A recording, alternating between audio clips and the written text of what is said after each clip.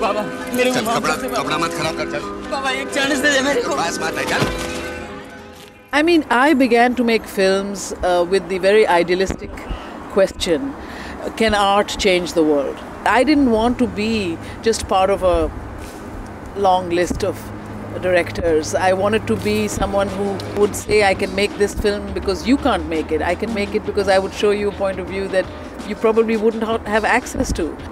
How has being a woman of color affected your career? Because that's something that's been discussed a lot right now in the film industry.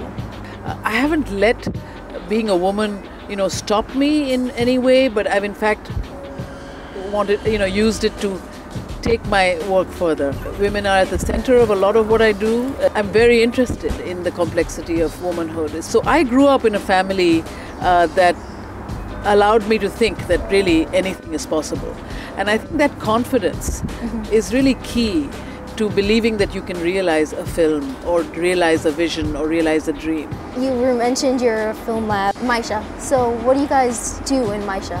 Maisha does pretty much what Reel Works does. We train people in the East African countries to make film because there's a huge oral storytelling tradition, there's a theatre tradition, but there's no training almost on the continent to train you to take these narrative traditions and convert them into cinema, which is, we all realize, is probably the most powerful medium in the world today. You've lived in the US, India, and Africa, and you've transitioned from being an actress to a documentary filmmaker to now a narrative filmmaker.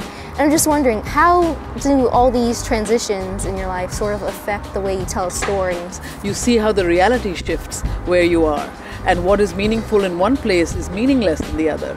And that gives me, I guess, humility and a curiosity about the world, but also a determination to tell stories of the unsung and the unseen.